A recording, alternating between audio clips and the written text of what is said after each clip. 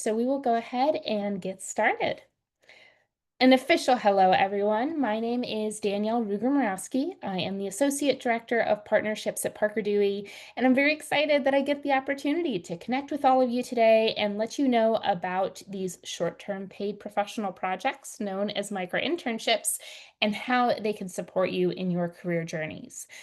So as we are kicking off, first want to highlight that there are some challenges that you all may be facing as you are trying to launch your careers. One of the reasons I came to Parker Dewey is because I know I was working with students consistently who were struggling with some of these things. So please let us know in the poll which of them resonate with you. But just to highlight a few that we have heard frequently and that you see in these examples, if you're not sure what you want to do, so you're hesitant to jump right into committing to long-term opportunities, if you're looking at your schedule and you're struggling to figure out where traditional recruiting experiences fit, if you are trying to figure out, well, how can I get experience knowing that I'm seeing opportunities that are unpaid and that's just not going to work with my schedule, or if you just want more opportunities to explore, whatever it may be, micro internships can be really valuable in addressing those challenges. So let me go ahead and explain exactly what these micro internships are, and then we get into the details of exactly how they help. Micro internships are short-term paid professional projects that you can do at all different times of year. It really just depends on when companies are posting, and companies are posting at all different times of year. So digging a little bit deeper into the elements of micro internships, these projects are short-term and flexible. So part of the reason why they are short-term is because micro internships are focused on a specific project, so something that has a deliverable. We see these from all different types of industries, all different types of departments. So you might see a project saying, I need someone to create an email marketing campaign focused on a specific demographic. You could see a project saying, I need someone to dig through this data and see if there are any actionable insights. You could see a project as straightforward as, I've got an event coming up. I need to promote. I need someone to design a flyer. Again, we see them from all different areas, and because they're focused on a specific deliverable, they're, again, short term. So usually 10 to 40 hours, not per week, but total. Once you've completed the project, you're done with the micro internship. Because these are project-based, it also allows you to work very independently. So you will connect with a professional at that company to get the details and context, but after that, you are off and running as long as you are meeting the deadline. So most of these are remote. You can work on them when it fits your schedule. So for those of you who are in the polls saying, I've just got a crazy schedule, this is really valuable for you. Every single micro internship is paid because we know a lot of you can't afford to spend your time on something unless it is paid. Looks like that it's about 40% of you in the poll today. So all of these are compensated. They're always professional, so using skills that y'all are learning in your degree programs, even if it's as a first or second year student, there are projects that could be based on very straightforward things like researching or writing a blog post, things even in your first or second year you could do. And again, usually remote. Before we go any further, I also want to take this opportunity to highlight that I am keeping an eye on the chat. So as we go through, if you have any questions about anything I'm sharing, sometimes I might say, hey, we're going to get to that in just a second. But if it's something I can answer more quickly, happy to do so. So please feel free to participate in the chat. So hopefully, as I was explaining what these micro internships are, the benefits were clear, but want to make sure it is crystal clear. So one is that accessibility. Most of these projects are remote, even with super busy schedules, or even if you don't want to commit to something long-term out of the gate because you're exploring. I see about 30% of you are in that area.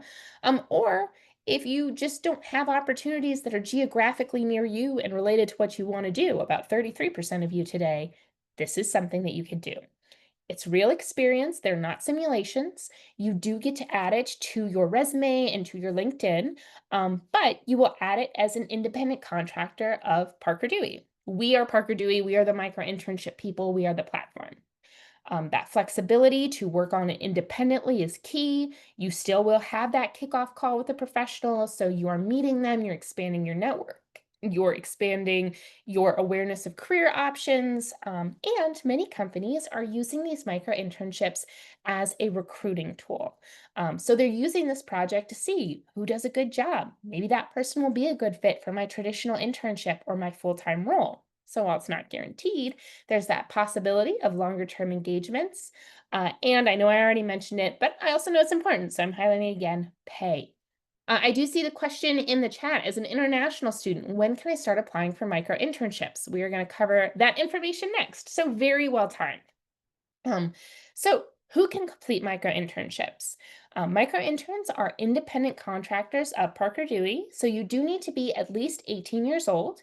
We are open to students or recent graduates. But something I want to highlight here is Parker Dewey is really a platform for career launchers. So if you have graduated, you have found your footing, or maybe you're making a career out of freelancing, congratulations, that is awesome.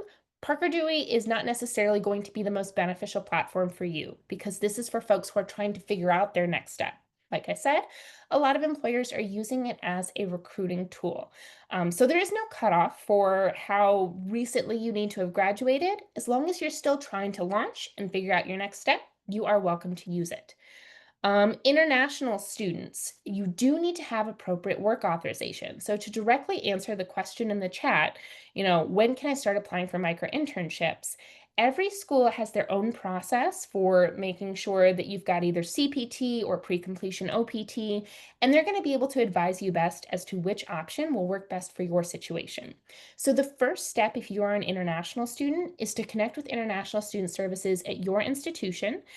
You can share this information with them, or if you just want to share this link, I'm going to go to our main page for how it works for students. This has some information that you can share with them so they can help you figure out if this is going to be something that you can do, when you could do it. So after you've gotten guidance from them as to what steps you'll need to complete, that's when you start applying for these opportunities.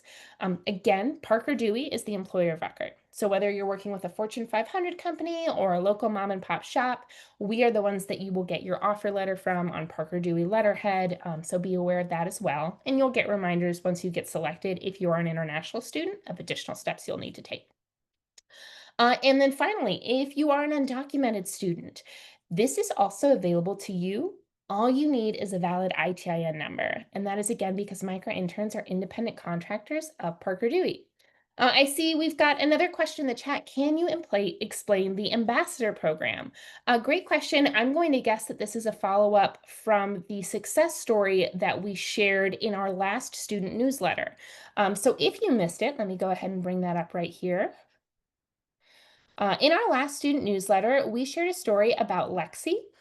We have partnerships with different higher education institutions, and sometimes those institutions will decide to select a student ambassador to help spread the word about Parker Dewey to their peers and to employers.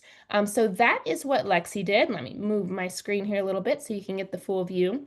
So Lexi got paid as a micro intern to share this with companies. She presented at her local chamber of commerce. She also shared it with her peers. So she presented in her classes. She did social media posts. So if you are interested in doing something like that, you want to support micro internships, or you want to support more folks getting micro internships on your campus, and you want to be paid to do it, what we would recommend is reaching out to career services at your institution. Sorry, just trying to adjust my screen here a little bit, and encouraging them to see if there is a budget to hire you as a student ambassador micro intern. If that is of interest, sorry, it's going to be a little convoluted here for a second while I get the proper link. Then what you will do is share this link with them. They will be able to post that project. They'll be able to get recommended tasks that you could do. It highlights the benefits, so it just makes it super easy.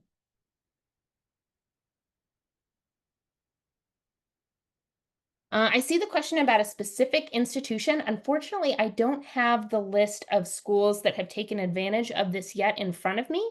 I do know that University of Michigan Flint recently became a partner. So what you can do to know if it is currently posted is as long as you log in, if it's available right now, you will be able to see that opportunity in the featured section.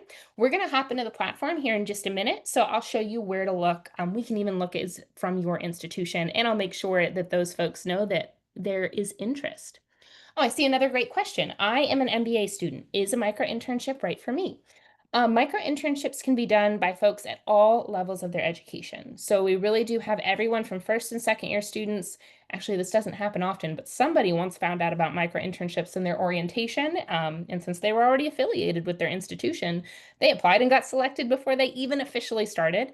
So all the way from there, all the way to recent graduates. And that does include master's students. So if you're a master's or a doctoral student, yes, you can use micro internships.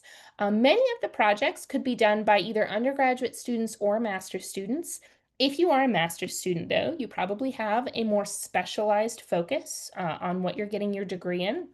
So for master students, you may also find our Creating Your Own Opportunities webinar beneficial.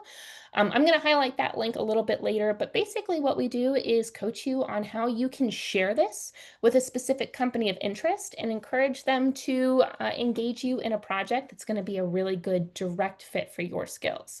But the short answer to that question is yes, micro internships can be right for you as an MBA student. And I love just sharing success stories, so I'm going to pop back here and share another one.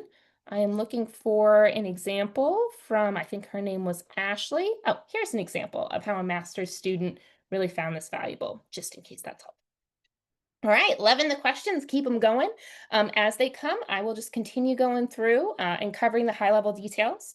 But we've talked about what micro internships are, the benefits to all of you, recap, who is Parker Dewey? Parker Dewey is the platform. We're the folks keeping an eye on the projects, making sure they're appropriate, making sure everything moves smoothly.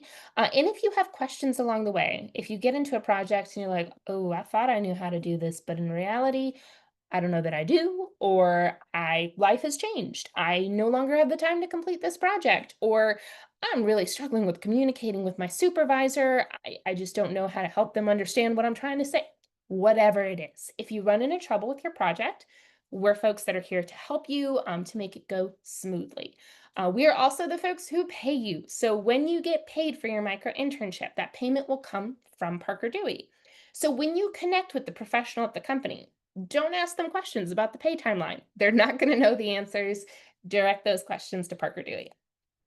So now I really want to get into those weeds of exactly how this works, how you can get started, and how you can increase your chances of being selected for these micro internships.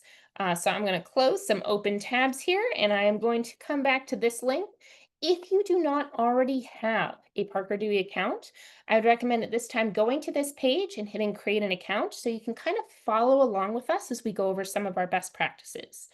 If you already have an account, this is a great time to log into your account. Again, follow along as we go through some of these best practices. When you first create your Parker Dewey profile, you will be asked to set up a profile. This gets attached to every project that you are going to apply to. So it is important to make sure that you are making best use of this profile as you can. So we're going to talk about some of the basics, and then we're going to go back and talk about the things that really help you stand out. I see a question, when Parker Dewey pays through Tapaltia, oh, Parker Dewey pays. I'm having trouble a little bit with understanding the comment. I apologize. But yes, Tapalti is the platform we go through for payment. When you get selected for a micro internship, just in case it's helpful for you all to see this in advance, and we'll cover this again later, you will get a micro internship success checklist, and it looks like this. And there's that reminder again for international students. So the first thing is to connect with your supervisor so you can get started. The second is to fill out those forms to get paid. So this is what's going to take you to Tapalti so you can understand what you need to do, what's needed, and get started on filling out those forms to get paid because we know that that pay is important.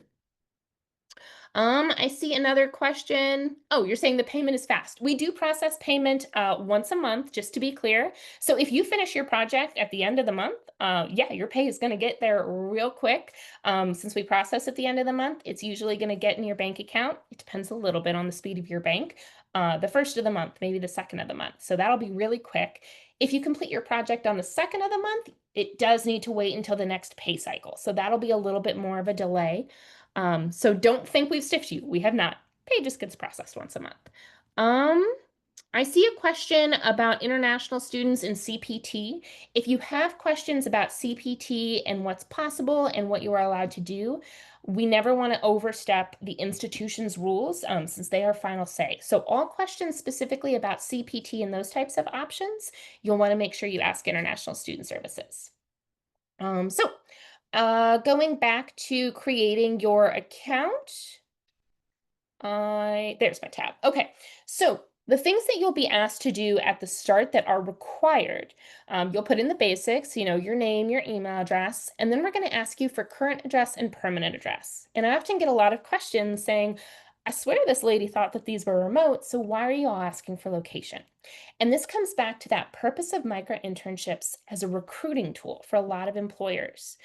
So they may be looking intentionally to engage talent that is either currently where they are, or maybe you spend summer breaks or academic breaks wherever they are, because their ultimate goal might be to engage you in an in-person traditional internship or maybe an in-person full-time role. And if you're never willing to come to their area or have no ties to their area, they may not want to select you for that particular project. So that's why we also have, maybe you're not in that area, maybe you're not from that area, but maybe you want to move to that area. So that's why it's important for you to add a few zip codes that you're interested in. So the company has that indication that, okay, this project is remote, but they would potentially be open to coming here if a full-time or longer-term role were to become available. So you will also be asked to put in your work authorization, so make sure you select the correct option there. And then the next required step is in the education section. And this is required because to use Parker Dewey, you do need to be either a current student or a recent graduate of either a US-based higher education institution or one of our partner boot camps. So in this section, I want to encourage you to add all relevant educational institutions. So to clarify, what is a relevant higher education institution? If you are currently attending that institution, that is relevant. Make sure that that is in here. That should be your primary education. If you have already graduated from an institution, let's say maybe you're working on your master's degree, but you already have your bachelor's, or maybe you're working on your bachelor's and you already have your associate's, make sure that you add that other institution as well that you've already graduated from. If you attended a few classes somewhere, but you never graduated, it was just a few credits, that is not an institution you'll want to add. This is only for institutions you've graduated from or are currently attending. And the reason you'll want to add any institutions you've previously graduated from is because companies do have the ability to feature projects to specific schools. So it could be that a company is trying to engage students specifically from an institution you already graduated from. Well, we want you to see those projects, so make sure you add all educational institutions that are relevant. Next up, in terms of required pieces, we do have a demographic section where we are asking you to let us know which categories you fall into. And I want to be clear, companies don't see this information. This is purely for the Parker Dewey backend. And the reason we ask it is because one of our goals at Parker Dewey is accessibility. Something we are very proud of is the fact that over 80% of the students and recent graduates who get selected for projects come from historically underrepresented populations in the workplace. So this just allows us to know how well are we doing with our goal of making these opportunities accessible so they can lead to longer term success and additional opportunities. So we have covered those very basic things. So at this point, they kind of just know where you go to school and your location, and that is really it.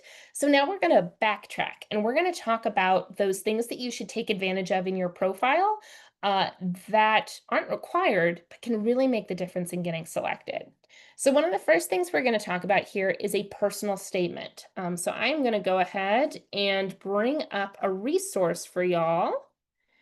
And that is going to be, whoops, that's not the one. Bear with me for a second. And that is going to be our professional communication tips. So I'm going to put the link to this in the chat. There are lots of resources. We're going to refer back to this a few times in this presentation.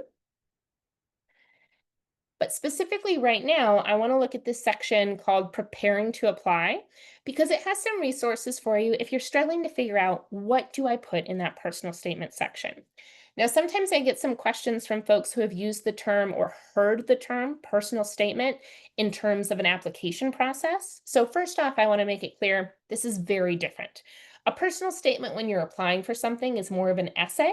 When it comes to your personal statement on Parker Dewey, this is a very, very brief statement. In fact, you are limited to just 255 characters. So you want to make sure that you are using that limited space in a way that is valuable to you. So you don't necessarily need to reiterate information that's already in your profile, like where you go to school or those types of things. And if you're struggling to get started, what you can start with is maybe determining a few adjectives that are both genuinely true to you and relevant to the types of projects that you want to apply to. So I have a poll going for y'all while we go through the rest of this formula. I'd like you to give some feedback on which one of those adjectives you think are just never going to be a good fit for your personal statement. So the next thing you're going to want to consider are what are a few of your strengths or experiences that you're bringing to the table. You know, if you're interested in coding projects, maybe this is a good place to list a few languages you're familiar with. If you are interested in marketing, maybe this is a good place to highlight that you have experience on a specific email platform doing marketing campaigns. If you are interested in data analysis, maybe this is where you highlight that you have Power BI experience. And then the third part is what is your goal on Parker Dewey? And this can vary depending on where you are in your academic program. So here we see some examples of this formula in action. So this person highlighted that they were ambitious and tech savvy. There's their adjectives. They highlighted that they've got great writing skills. And then their goal is pretty broad. They're looking for opportunities to begin building real world experience. This person highlighted that they're analytical, organized, and proactive, that they've got a certificate in data analytics, and their goal is they're trying to figure out exactly where that fits in the workforce. This person highlighted they're a hardworking graduate, and they really honed in on their research skills and their experience with marketing. And then they had a little bit more of a specific goal. You know, they wanted to make sure that they are engaging with companies that are very mission driven. So again, this is going to adjust depending on where you are in your academic journey and your goals. But hopefully this gives you a helpful starting point for what to put in that section. So I'm going to go ahead and end our poll here, and I will also share our results. And most of you, 97%, got it exactly right. Nice is an adjective that's typically not going to be a good fit for your personal statement. And the reason is nice is just too ambiguous. It's not really relevant to any particular industry or type of project. If you're trying to highlight that you're good at building rapport with people, you could highlight your communication skills, your ability to engage others. But nice is just too general. It's not really going to be effective in helping companies realize, oh, yes, we need to engage this person. So we have talked about that personal statement. We also touched briefly before on this ability to add zip codes that are areas you'd be interested in after graduation. It's not required, but again, it may help if you're trying to engage with a company in one of those areas for them to know that there's potential for you to engage longer term after you graduate, that you would be interested and open in moving to their area. If you are an NCAA student athlete, companies have the ability to filter candidates based on that status. Sometimes they are intentionally looking for student athletes because of your ability to handle a hectic schedule, your collaboration experience, your value or ability to put teamwork above other things, your coachability. So let them know if you qualify in that area. Very similarly, in the affiliation section, if you are part of your school's honors program or if you are a veteran, make sure you highlight that there as well. Another great question. Do employers actually go through students' resumes when selecting? So I'll pop ahead based on that question to this resume section. And we've got a little bit of an answer here, and it's that applicants with a resume or CV are more likely to be selected. And you may be wondering, well, this woman just went and but right past the experience section. So if I'm putting in my experience here, why do I also have to upload a resume? Why does it make a difference to employers? I hear you. It drives me nuts when I apply to anything and I have to do both an experience section and a resume. But hopefully, explaining to you why we have both sections will help make it more valuable. And a reminder, this profile gets attached to every project you apply to, so you don't have to do this every time you apply for a project, just every time your experience gets updated. When companies look at your application, they are going to see a combination of your responses to the questions and the information you put in this profile. So you can see here, whatever you put in the experience section, they're going to be able to see that before they click into a resume. The resume will show up here as a separate link. So what I encourage you to do is think of this experience section as kind of a teaser. Pick 1 to 5 max, usually 1 to 3, but 1 to 3 experiences that most directly speak to the skills that you would like to apply to a micro internship. And I want to be clear too, for a lot of you, your micro internship may be your first professional experience. So this doesn't have to be jobs and internships in this section. This can be class projects, extracurricular projects, volunteer projects. Just pick things that demonstrate the skills that you want to be using in a real world way.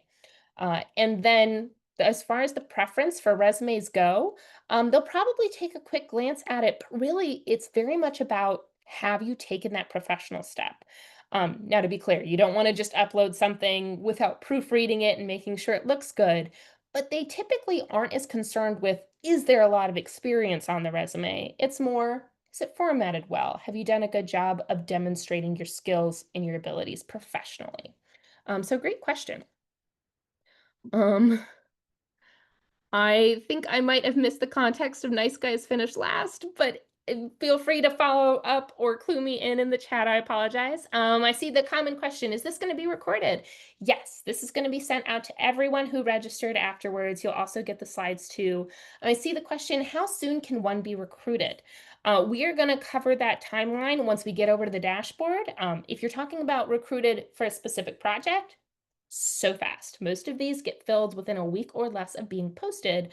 As far as the timeline from the project to the longer term opportunity, we'll talk in a minute about why that varies a little bit, but great question. The next section we haven't talked about yet that is optional is this document section. Now, some of you may see value in this section and some of you transparently may not. In the resume section, there's also a place where you can add a portfolio link, or if you have, like for coding, a GitHub or something like that. If you have a link that's appropriate here and does a good job of demonstrating your work, you may not need that document section because they're already going to be able to see examples of your work on whatever that link is. While I'm here, I also want to highlight I have seen companies deciding between two similar candidates. The only difference was one had a LinkedIn profile and the other didn't. And they decided, I'm going to go with the one that has a LinkedIn account. It's just an extra step in that professionalism category. So if you don't already have a LinkedIn account, encourage you to create one. Not only could it potentially help you get selected, but it's also going to make it easier for you to share what you accomplished in your micro internship, keep in contact with your supervisor after the project is over, since they're now a part of your network. So I would recommend doing that too. For those of you who may not have a portfolio site or something along those lines, but you want to demonstrate examples of your work, that's where this document section can come in really handy. This could be writing samples. If you are interested in applying for projects related to social media, you could upload a PDF that says, here are the links to the different social media accounts I've managed for my sorority or those types of things. Or here's the link to my personal TikTok, as long as you're making appropriate content, my personal TikTok account where I have this many followers. Like, this is where you get to demonstrate, check out how I've used these skills. This could even be class projects that you've completed, whatever you submitted, you can upload it. Just make sure, hot tip here, whatever you have that titled, that is what is going to show up in the preview. So you can see how I actually named this example. What I linked here was an example of a report I put together. I would say if I were applying for micro internships, I would want to change the title of this before uploading it to annual report example. It's going to be quicker, it's going to be easier, the company's going to know what they're clicking on. In that same vein, if you upload a file and it says final exam for QRC 213, the course number, they're not going to know what that is. They're less likely to click on it and less likely then to be aware of what skills you're bringing to the table. Um, Okay, so I see. Oh, the adjective was nice. Ah, now I get the nice guys finish last. Thank you for clarifying. And I see the question, can we discuss the technical aspects of the recruiting process? So I'm assuming that means, what is involved in actually getting selected? We are going to jump into that next, so it's a well-timed question. That's really what all the questions in the chat are about. So we're going to jump over to it now that we've talked about those details for the profile. Real quick summary of those details, though, I forgot to mention before. Make sure you upload a photo just to give it a level of personalization. If you don't want a photo, you could put a logo that kind of highlights what types of things you're into or your institution logo. Make sure you add that personal statement. Make sure you highlight zip codes that are potentially of interest to you. Add all relevant education institutions. Highlight 1 to 5, usually 1 to 3 experiences most directly relevant to what you want to do. Add your LinkedIn link and make sure you upload a resume. Add additional documents with examples of your work where relevant. So that's the summarized version. To all those questions about, okay, what's the actual recruiting process like? How does this work to apply? That's where you're going to hop over to your dashboard. So in case you missed it, what I've been doing is going back and forth from my name in the corner to the profile where you can make edits at any time, and then going back to this dashboard. And this is where you're going to see the opportunities. So depending on your educational institution, you may see different things when you log in. So right now I am logged in as a school that has a lot of featured projects because there's a statewide program in Kansas and the school I'm from is in Kansas.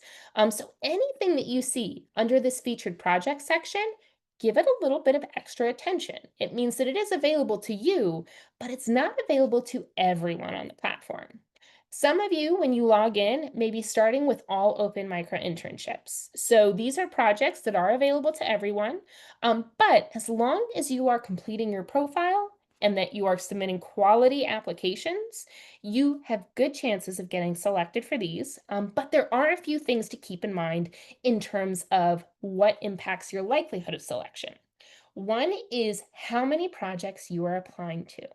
We have seen that those who apply to less than 5 are significantly less to be selected or less likely to be selected than those who apply to more than 5. Once you've applied for more than 5 projects, your likelihood of selection literally triples. So if you have applied for, 3 projects and you're like, man, Parker Dewey, I never get picked for anything, don't give up. Keep applying. One of the other things you can do to really increase your likelihood of selection is to log in regularly. So you can see from these start dates, most projects kick off very quickly, most of them within a week of being posted. So what that means is if you're only logging in once a month, there are going to be a lot of projects that got posted, made selections, you never even saw them. They moved that quickly. So we see a direct correlation between the number of times that a career launcher is logging in and the likelihood that they're getting selected. Because the more often you log in, the more likely you are going to see projects that are of interest. I see a question. There are a lot of northern states listed, but not many in southern states. Why is that? This is a great question. So what we see with micro-internships is since companies have the ability to post their projects to specific schools, about half of the projects that get posted, they'll leave open to all. The other half, they'll decide to feature to specific schools. So it could be that some of these opportunities in northern states are just a little bit more open about where they're willing to recruit from. And some of those folks in southern states might be deciding more intentionally to feature to institutions that are already in that area. And that's where too, I think I kind of alluded to that creating your own opportunities webinar. If you're saying, man, I really love this micro internship concept, I want this experience, but I'm just not seeing projects that are a fit for me. Or it sounds like this person's just not seeing projects that are in the geographic area they want to be in. That webinar is going to give you some resources to try and create some of those opportunities for yourself. I know I've referenced it a couple of times, so I'm actually going to go ahead and put that link in the chat now in case anyone wants to check that out. Our next session of that webinar is going to be on Thursday, June 26th. And if that doesn't work for your schedule, you don't have to wait. You can check out the recording and slides and resources at any time. Ooh, that was a really long link. It didn't need to be that long. Let me get a little bit shorter. And there is that. All right. So scooting back to our profile and catching up a little bit with questions. Can you tell whether the recruiting process is the same as other internships as an international student? Oh, so this international student is asking, do they ask about sponsorships? And the answer is no, they do not ask about sponsorships, but if you are an international student, they will be able to see with your application if you are international or not. And the reason is for companies who are using this as a recruiting tool, unfortunately, some of them just aren't going to be in a position to offer sponsorship. So if they know that they're not going to be able to meet that financial obligation, but they're trying to fill a full-time role, they won't necessarily take the time to select someone who couldn't potentially do it. But as far as doing the micro internship itself goes, since we are the employer of record, that is not an issue. You are able to do this without needing sponsorship. You just need to have that work authorization.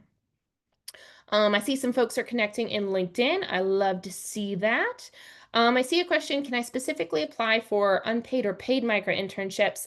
Every single micro internship is paid. We do not allow anything to be unpaid on our platform. It just goes against our values. It's not fair to you all. It's not a good recruiting practice for employers. So everything is paid.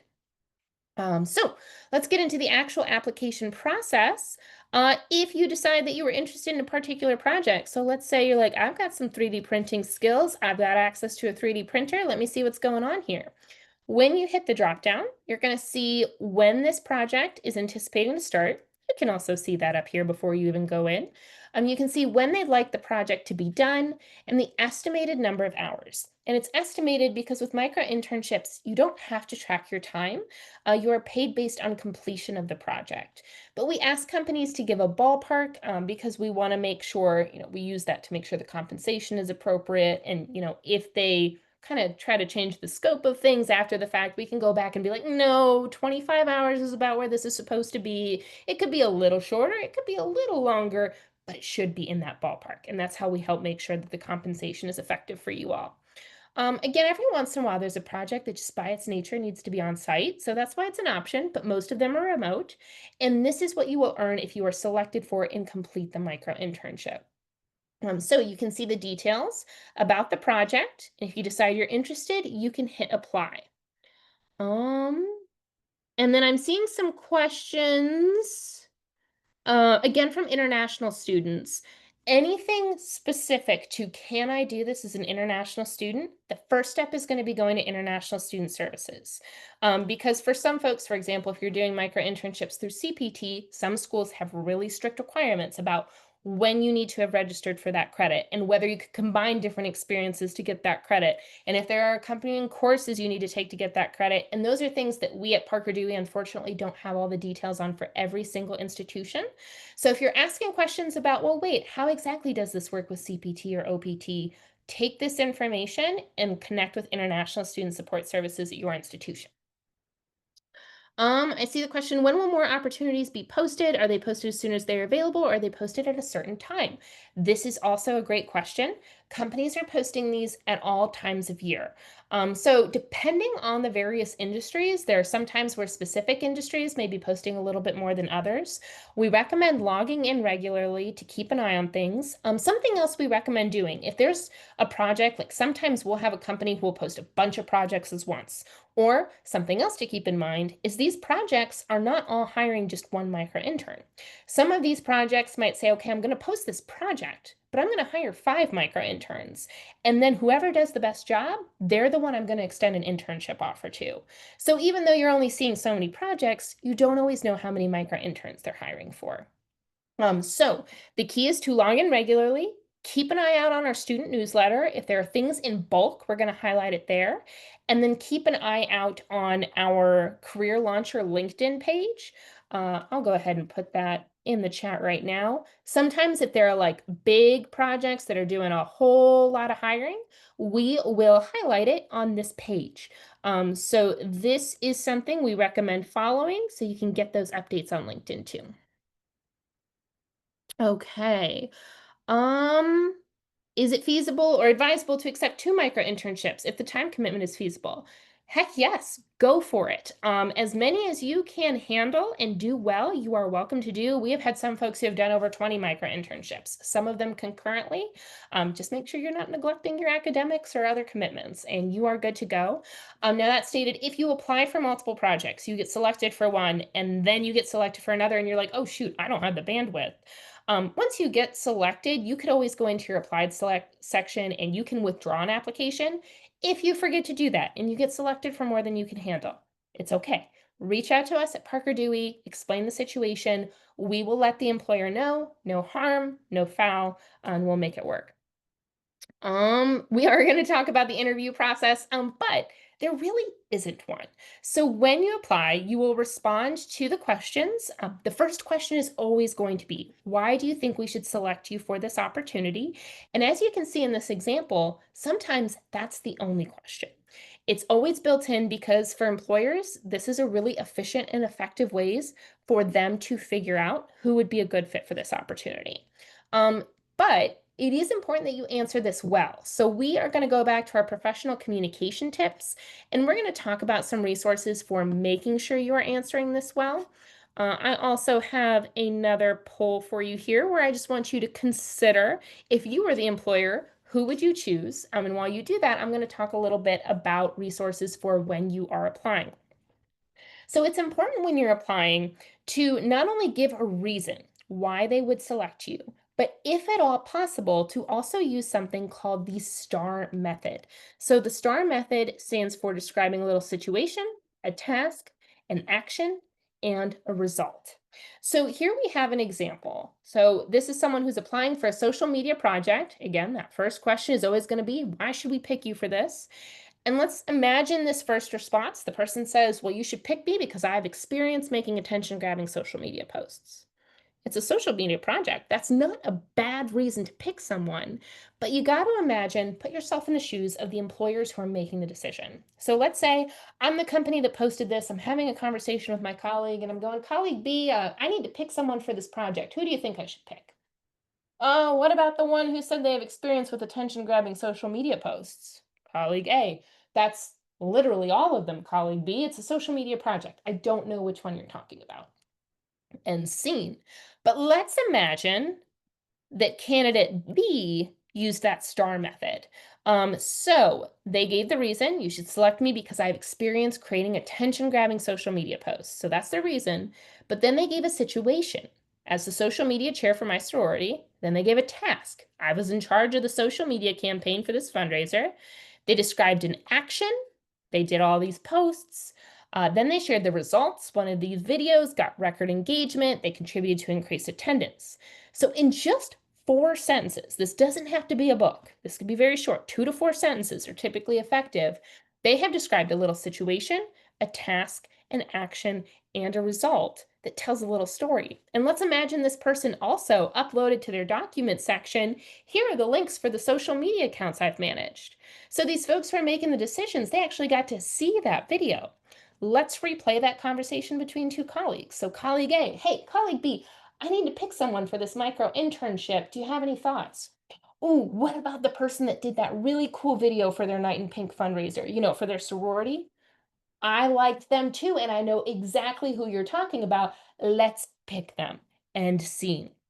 So that's just a little bit of information about the importance of responding to these questions thoughtfully and whenever possible, giving that example. And most of you are the same way. If you were the employer, just looking at the results of the poll, when I asked, who would you select?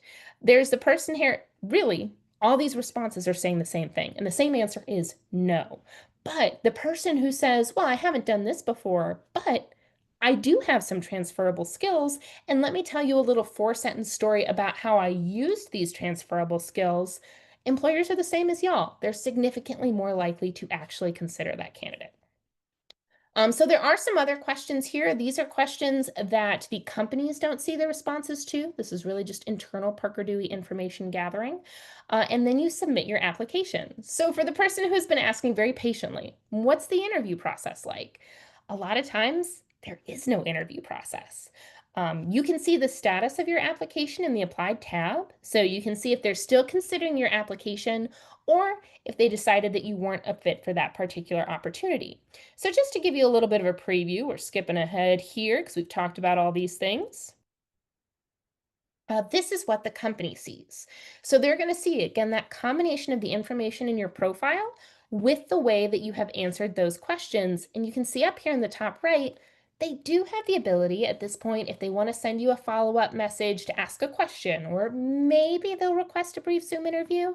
But for a lot of the companies using micro-internships, the micro-internship is the interview. The micro-internship is the process trying to determine, are you a good fit for a longer term opportunity? And if they're doing an arduous interview process for the interview, then it's just a whole thing and it doesn't accomplish their goals. So that's why a lot of times, without any other additional interview, they are going to select someone or multiple someones based just on the combination of your profile and your application responses. And that is why it is so important to make sure that your profile is complete, to make sure that your application responses are thoughtful, that you use the STAR method where possible, and to make sure that both are up to date, free from grammatical errors, all that good stuff. All right. And I see someone pointing out what we talked about. Yeah, the answers in the poll, it was no for all of them. All of those were really saying, I don't have this experience. But the one who highlighted, but I do have something relevant that I could transfer and make use of, is most likely to be selected. Catching up a little bit in the chat, I see someone saying, do we work with hospitals? We do. We work with healthcare systems, we work with hospitals, but to be transparent, a micro internship, because of its short term nature, isn't something where you're going to go through background checks and those types of things for. It just wouldn't make sense for projects this short.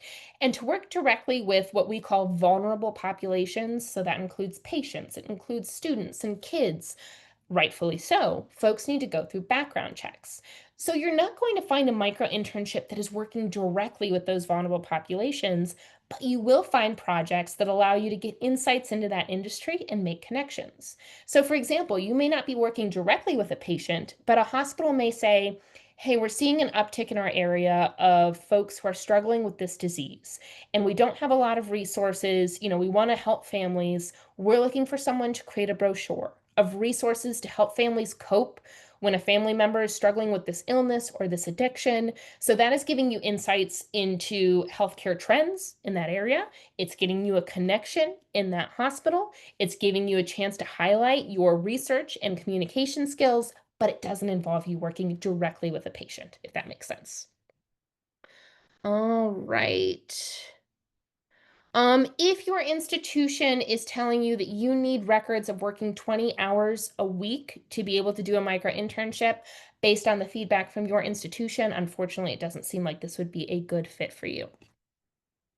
Okay, so scooting along, y'all have been doing a great job of asking questions. Now just want to talk a little bit more about navigating the platform. We've talked about the applied section. When you're selected, it'll move over here. You'll get that micro internship success checklist I showed earlier. When it's completed, your projects will show up here. This is also where you will see any feedback that companies have left about your work.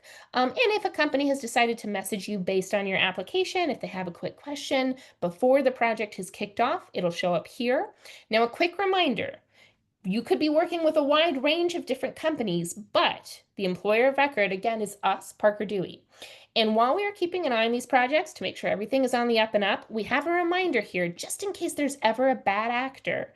If someone says, oh, we're so excited to work with you, we just need your social security number or your ITIN or your address so we can pay you.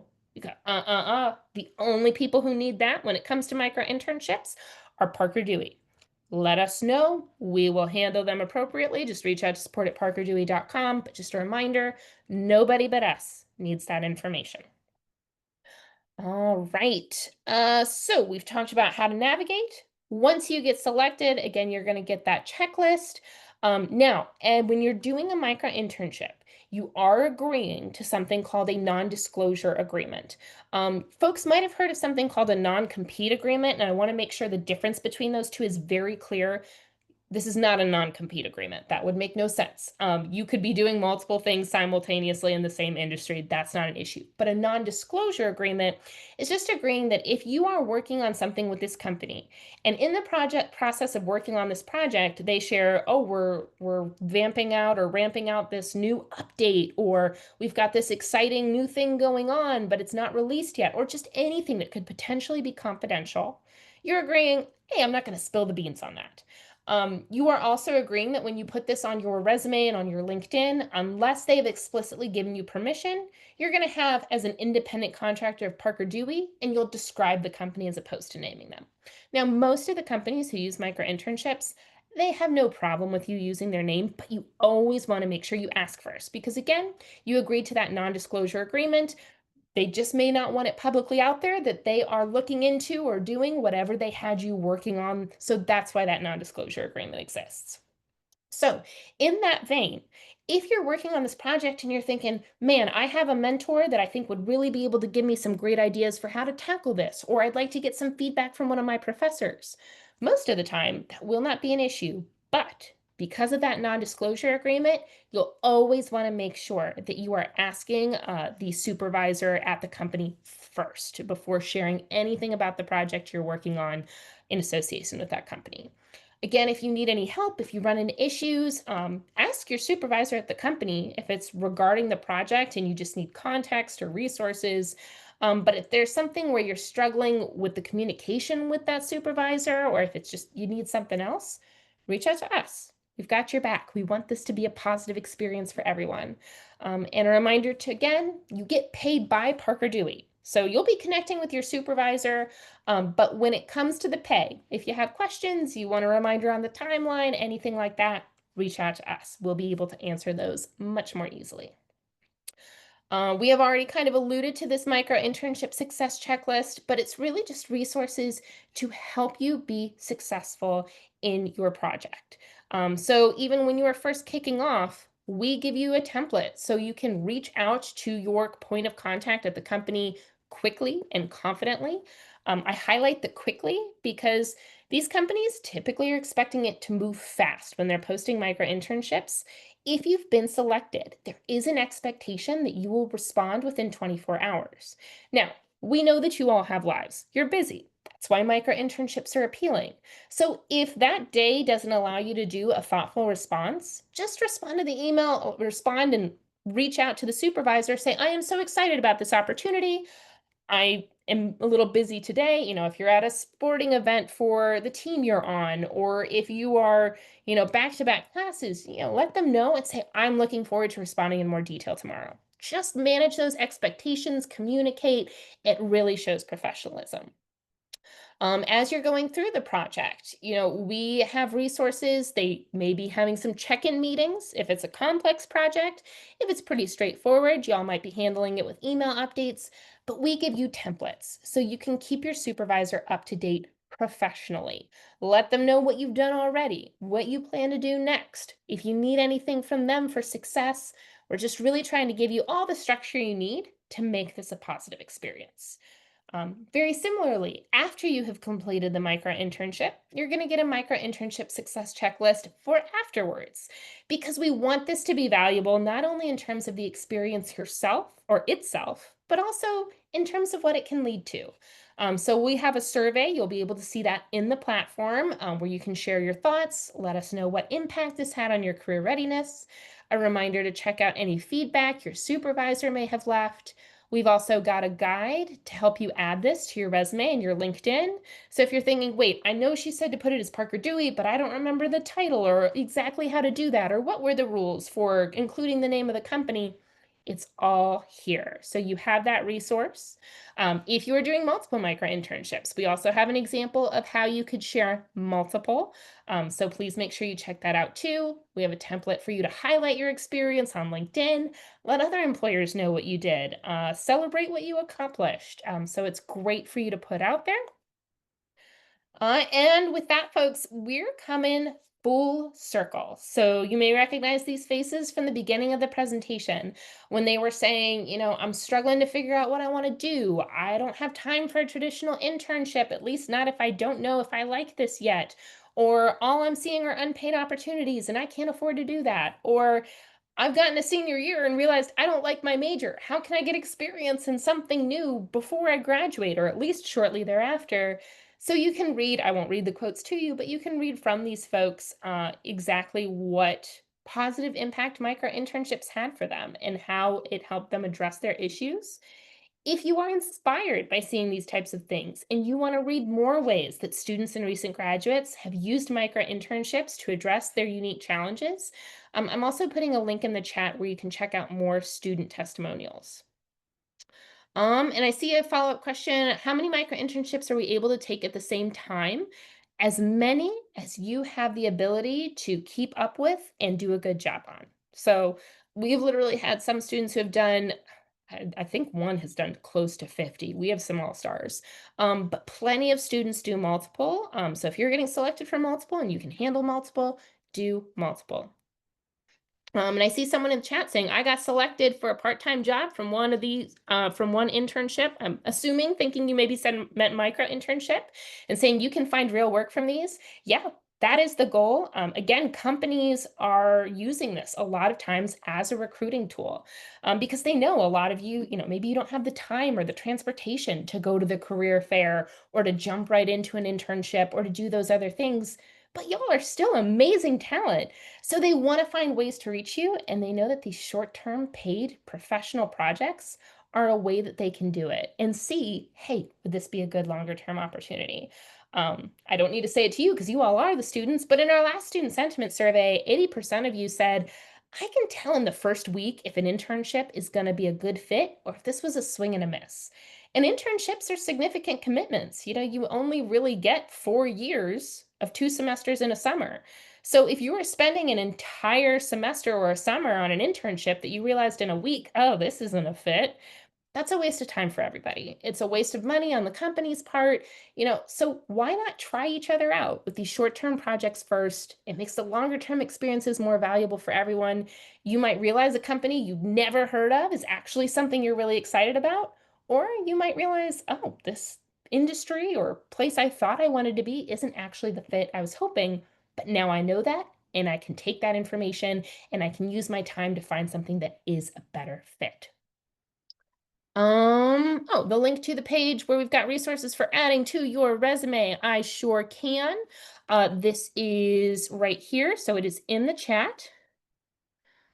Oh, so cool. You were like right away. I realized, and the person I was working with realized that they wanted me to do a longer term opportunity. I see the question for the non-disclosure agreement. Was that only for sharing your work with other associates at the company, or does it not mean not sharing what you did with the company on LinkedIn? Definitely share it on LinkedIn, but as this guide shows, what you'll want to do is describe the client instead, and the client is the company you're working with, as opposed to naming them. So let's say if you did a micro internship with Google, you wouldn't say Google, you would say, I did this project with an international search engine platform. Maybe you could find a better way to word that if you think about it for a hot second, but I'm just coming in real quick. And the reason for that is that non-disclosure agreement, but you can ask the company, hey, is it okay if I name you? And if they say yes, by all means, go for it. But unless they've explicitly given you permission, you'll want to describe them. And if you're doing a micro internship with a smaller organization or company, it may be to your benefit on your resume to describe that company. Like, let's say you're doing social media and it's a company down the street called like Moms and Pops Bulbs. Most people aren't going to know what Moms and Pops Bulbs is. So in your description, it's to your benefit to say, designed a social media content calendar for a local florist. Hopefully that is helpful. And just in terms of next steps, folks, if you haven't already, create that account. That's going to be that link that was in there earlier, and you'll get all these slides afterwards. Make sure your profile is complete. It's really your first way you're making an impression, and since they make selections based on just that in your application questions, it's super important that it's complete, thoughtful, free from grammatical errors, all that good stuff. Log in regularly. There is a direct correlation between the number of logins and the likelihood of selection, especially since these move so quickly. So get in there on the regular. If you see something that interests you, do not wait around. Most are filled within a week or less. I've seen some projects that made selections within literally a few hours. So if you see something you're excited about, don't sit on it. And I know I mentioned it before, but just one more time, if you are looking to create more opportunities, reaching out to a company that you're already interested in, but maybe you don't see using the platform, here is the link to that Creating Your Own Opportunities webinar. We hope you can check that out.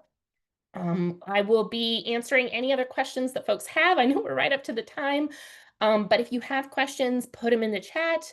I'll also be happy at this time to unmute folks if you have a question, so please feel free to raise your hand if it's something easier for you to ask out loud.